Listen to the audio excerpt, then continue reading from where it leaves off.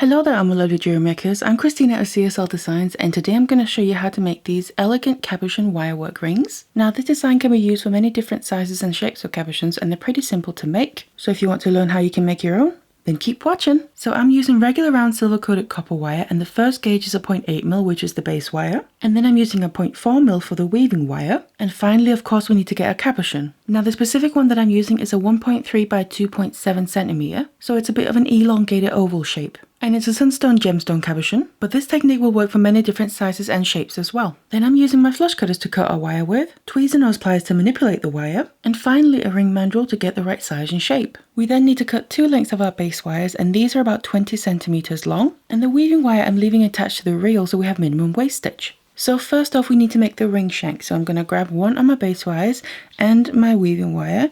And first of all, we want to attach the weaving wire here. Now what I'm going to do is weave a length that's going to become the ring shank.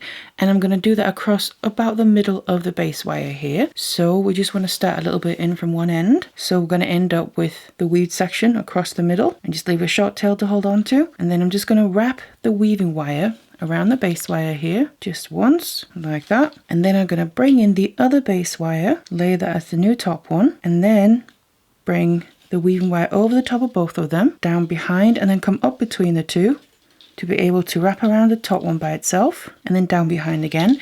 Now I like to just take a pair of pliers and just push the wraps nice and tight, and you can move this if you need to a little bit up and down the wire. Then what we need to do is literally just continue with this weave. So wrap around the bottom one by itself, push that down, go over the top of both of them, and then come up between the two, use that to push down with, and wrap around the top one by itself. And then again come down behind both of them, and if you need to, you can just push the wraps nice and tight. And this is a diagonal wire weave, so we just want to keep repeating this. Now you can of course use any weave that you want to using two base wires. I have a playlist full of different wire weaves that I've done, so I'm going to link that in the description box down below. Otherwise continue like this until you have the length that you need. So now I got the length that I need here. Then I'm going to bring in my ring mandrel, and then of course we just want to decide the size.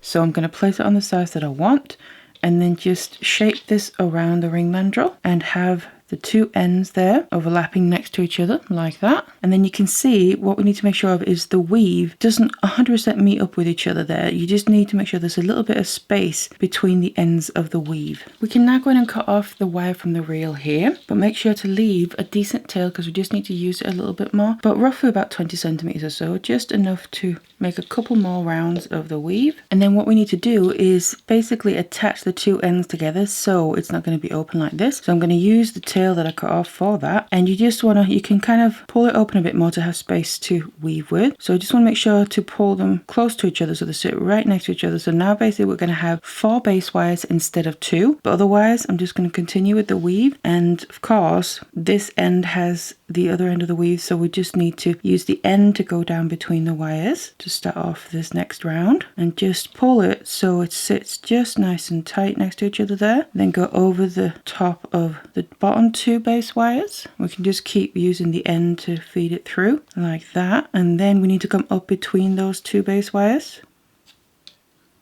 pull that all the way through, and then to step up we need to bring the weaving wire over the top of the middle 2 base wires, and then up between those 2, over the top of the final 2 base wires, and up between those 2, and then constantly pushing it down to make sure the wraps are nice and tight.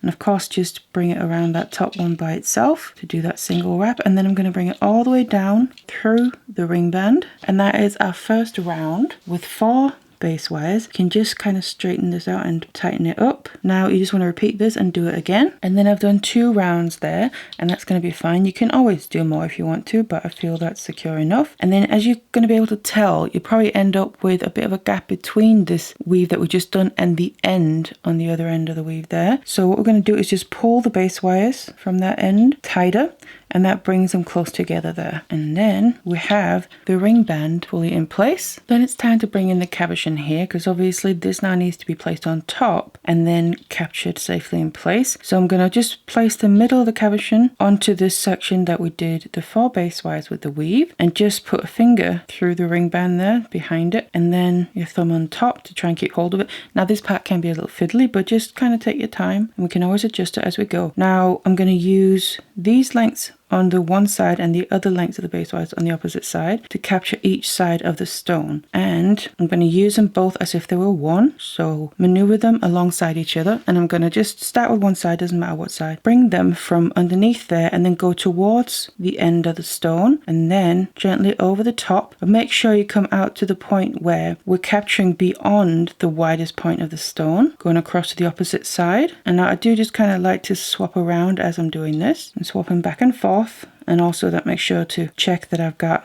everything still in the middle and sitting how I want it to, because like I said, we can keep adjusting it. But then repeat the same thing here with the other wires. Bring them out towards the side, but then also over the top towards the opposite side, just capturing kind of towards the outer edge of the stone, but not all the way. We just wanted to kind of come in a little bit, but not all the way down to the widest point there, because we need to make sure it's not going to slip out on either end. So just keep maneuvering your wire until you have that in place and you feel like it's nice and secure. And then once we've done the front here, we need to flip it to the back and just finish off the wires basically. So what I'm gonna do is again just start with one side at a time, making sure to keep hold of it as best I can to try and avoid any wires going out of shape while I'm doing this next part, and lay it flat against the back of the stone and then kind of bring it down a bit in towards where the ring band is, and then just bring the wires around within the shape of the stone there so they're not sticking out on the side, and basically create a little loop, you could say, and have it overlap itself, something a bit like that. Just going to do the same with the other side, and then we basically just need to go in and cut off the excess here. So I want to make sure that when I cut off the wire, the end that's going to be left is going to be butting right up against the side of itself. So for instance, this is the end of the wire.